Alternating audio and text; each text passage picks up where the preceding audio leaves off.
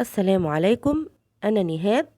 النهاردة هنعمل مع بعض وجبة لذيذة جدا، ووصفة من أسهل وأجمل وأخف الوصفات على قلبي.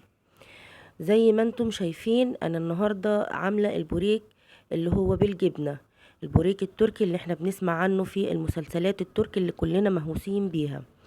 كمان تقدروا تعملوه في الفطار وتعمليه في العشاء مع كوباية شاي أو كوباية شاي بلبن كده. جميل جدا جدا ومشبع، يعني مش محتاج جنبه أي حاجة. هنعمله النهاردة بطريقة سهلة وبسيطة، علشان يعني ما نكلفش نفسنا بقولة عجينة بقى أو نعمله بالعجينة، فلأن العجينة بتاخد وقت ومجهود. وإن ما طلعتش معاكي مظبوطة مش هتديكي نفس النتيجة، فلازم نتصرف. فاحنا النهاردة هنعمله بالجلاش. عملته بالجلاش وزي ما انتوا شايفين طلع جميل جدا جدا ومورق وحاجة يعني جميلة جدا جدا. خشوا على الفيديو وحطوا لايك ونبدأ الوصفة بتاعتنا. معايا هنا بقى كده بيضة، وعليها ربع معلقة من الفلفل، وربع معلقة من الملح الأبيض، وديت اختياري، لو حابة تحطي ملح ماشي، مش حابة خلاص. كوباية من الحليب اللي هو العادي بارد خالص يعني بره التلاجة، ونص كوباية من الزيت. وديت بقى التركاية ديت بقى او الخطوة دي اللي خدتها، يعني المكون ده اللي هو الزبادي ده اللي هيخلينا يدينا المستوى بتاع العجينة، يعني تحسي ان انت عاملة العجينة. وان شاء الله زي ما شفتوا في الاول الفيديو هتشوفوا في اخر الفيديو ان شاء الله. بتقلبي بقى المكونات كلها جوه بعضها كده بحيث ان هي كلها تتجانس مع بعض كده بالشكل ده، ونركنها على جنب. وبعد كده نعمل الحشوة بتاعة البوريك. معايا هنا علبة جبنة، اللي هي اي جبنة، فيتا، جبنة دومتي، جبنة رودس، اي جبنة بيضة، فيتا، ملح خفيف اهم حاجة. وبنجيب بقى عليها كده ميكس بقى موتزاريلا، دي جبنة موتزاريلا. الكمية طبعا على حسب الحشوة اللي انتي حطاه. المكون ده بقى اللي هي الجبنة المبشورة الرومي ده من عندي انا، يعني انت حابة تحطي شيدر ماشي، حابة تحطي موتزاريلا بس ماشي، بس انا حابة الرومي، طعمها جميل جدا جدا. ونعناع مفروم اخضر وبقدونس مفروم ناعم زي ما انتوا شايفين كده، ومعلقة من حبة البركة. بنقلبهم كويس جدا جدا كده، وبنركن الخليط او الحشوة بتاعتنا لغاية ما نشوف بقى هنعمل ايه في الصينية بتاعتنا. اهم حاجة بس تقلبيها كده وتبقى ناعمة بحيث ان كل الجبن تخش في بعضها. تمام كده. معايا هنا بقى ورقة الجلاش. وجماعة دايما خلي بالكم من الجلاش، لان بيبقى فيه جلاش طبعا بيبقى قديم او بيبقى مركون مدة تخزينه بتبقى خلاص عدت، فممكن تجيبيه تلاقيه مكسر كده من جوه ومفرفط كده ومش حلو، يعني تيجي تحطيه بقى في الصينيه تطبقيه في الصينيه بتاعتك تلاقيه مفرفط منك ومقطع وحالته حاله. فدايما تخلي بالكم من تاريخ الصلاحيه بتاع الحاجات ديت. وكمان ممكن تلاقيه فيه عفونه، يعني لازم يكون من حد موثوق. انا حبيت بس اقول لكم المعلومه ديت لان انا مريت بالحاجات ديت بصراحه، وكنت بتفاجأ كتير جدا جدا ان انا ببقى عامله حسابي ان انا هعمل بالجلاش حاجه، وابص الاقيه بايظ او في حاجه يعني مش مظبوطه او متقطع مني. شايفين بقى زي ما انتوا شايفين الورقه بتاعته جميله جدا جدا زي ما انتوا شايفين بالمنظر ده. بندهن الصينيه بتاعتنا زيت. عندك صينيه بايركس، عندك صينيه اللي هي مربعه، عندك صاج من بتاع الفرن، كده اعملي فيه اللي عندك اعملي فيه. احنا مش بنقف على حاجه طالما الحاجه في الاخر بتطلع بتدينا نفس النتيجه بتاعة الوصفة الأصلية، مش مشكلة. تمام كده. بندهن الصينية زيت، وبنحط بقى طبقة من الجلاش كده. انا خرجت بس الجزء من بره الصينية كده علشان لما احط الحشوة بتاعتي ما تطلعش من الجنب. تمام كده، فتتحروق مني وتلزق في الصينية بتاعتي. وبين كل طبقة وطبقة كده بنجيب الخليط بتاعنا وبنحط كده منه، وبندهن بالفرشة بتاعة الدهن بتاع السمنة وبتاع الدهون دي، طبقة يعني كمية حلوة كده بين الطبقة والطبقة علشان تورق معانا، ويبقى كل الجلاش او كل الصينية بتاعتي متشربة من كل المكونات بتاعتي. تمام كده، لحد كده كويس. وان شاء الله النتيجة هترضيكم جدا جدا. حتى لو بتعملي الجلاش العادي اعملي نفس الخلطة ديت، انا على طول بطبقها وبعتمدها في كل الجلاش بتاعي. يعني اي جلاش انا بعمله سواء بالفراخ سواء بالخضار سواء يعني اي حاجة بعمله بالخلطة اللي هي الزيت يعني بحط كل المكون اللي هو بتاع التسقية في الاخر ده، بعمله بالشكل ده على طول، بيديني نتيجة جميلة جدا جدا ومبهرة ومرضية. يخلي الورقة بتاع يعني كل الورقة كده بورقتها كده مورق وجميل. عفوا.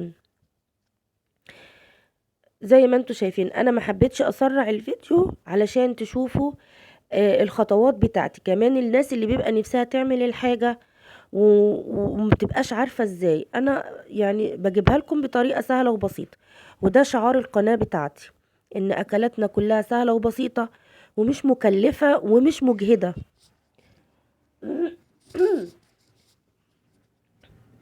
بدهن بقى كل طبقة بطبقتها كده، وكل ورقة بخرجها كده على الحرف عشان تديني السمك كله بتاع الورق.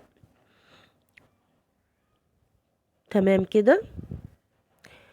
لو وصلتم هنا الفيديو لحد هنا اتمنى تحطوا لي لايك، واللي ما اشتركش يشترك لي في القناة دعما منكم وفضلا وليس امرا يعني. اخر طبقة بقى اللي بحط عليها الخليط بتاعنا او الحشو بتاعنا ما بدهنهاش علشان ما يميش مننا كده، او يعني هتلاقيه ملمق منك كده ومش هتعرفي تفردي يعني الخليط بتاعنا. فهتحطي انت بقى ورقة كده من غير ما تدهنيها، وهتفردي بقى الخليط بتاعك كويس جدا جدا، تخليه متساوي بحيث ان هو يوصل لكل الطبقات وما تبقاش حتة فيها جبنة وحتة لا. تمام كده. الوصفة سهلة وبسيطة.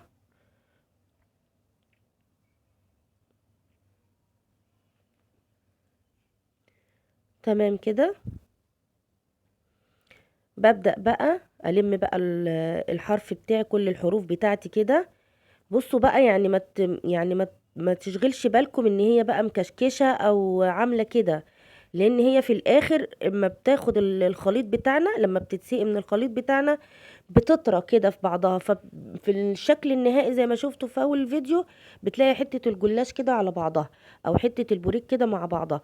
فما يشغلش بالكم ان هي بالمنظر ده او مكشكشة او مكلكعة كده، فما يشغلكوش خالص. يعني هي في الاخر هتدينا نفس النتيجة اللي احنا عايزينها. بندهنها بس كده علشان برضو كل الطبقات تبقى بنفس المستوى بتاع الخليط بتاع اللي فيه الخليط، تبقى برضو تدينا الطراوة اللي احنا عايزينها، كأنك عاملاها بالعجينة الأصلية بتاع اللي هم التراكوة بتاعت اللي هي الطريقة الأصلية للبوريك اللي هو بالجبنة.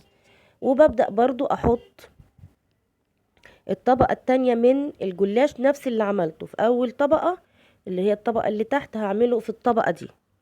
تمام كده. عشان ما اطولش عليكم انا هخلص الطبقة ديت وبعد كده نرجع لكم. اهو بس انت بقى بتلمي هنا، معلش قبل ما افصل الفيديو، بتلمي بقى الحروف كده بتدخليها في بعضها، وبرضه ما يشغلكيش هيدينا نفس النتيجة اللي احنا عايزينها. تمام كده.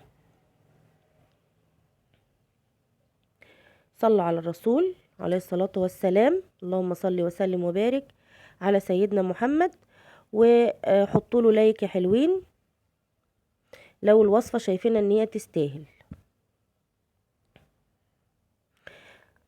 معلش يمكن يكون الفيديو طويل علشان بس الخطوات، لان في ناس فعلا، انا عن نفسي والله برغم ان انا مش اول مرة بعملها، بس ساعات بتقع مني حاجات كده. يعني انت في المطبخ ساعات زي ما بيخطر لك افكار كده تعمليها او تريكات كده بتعمليها في اي وصفة، زي ما بيقع منك افكار كتير. انا هنا خلصت بقى كل الطبقتين الاتنين كده، هبدأ اقطعها بسكينة تكون بس كويسة علشان ما تقطعش معاكي العجينة بتاعتك او الجلاش بتاعك، ويطلع كمان يوصل للقعر خالص كده لتحت الصينية، لحد الصينية من تحت، وفي نفس الوقت ما يقطعش معاكي ويقطع الحتة كلها، بحيث لما تستوي هتيجي تلاقيها طالعة كده معاكي يا دوبك، بس هتسلكيها بالسكينة، اي سكينة مشرشرة عندك بقى او سكينة حامية، المهم ان هي ما تقطعش الحرف بتاع، ما تهريش معاكي الطبقة اللي فوق. تمام كده، قطعيها بقى زي ما انت عايزه، سمبوكسات، مربعات، زي ما انت شايفاها كده، اللي يريحك.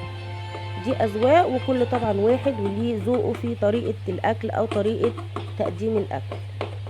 المهم النتيجه، والمهم الطعم عندنا شكله ايه، وزي ما بنقول العين بتاكل قبل البق، فلازم طبعا نعمل الحاجه طبعا جميله علشان نفرح بيها حبايبنا يعني.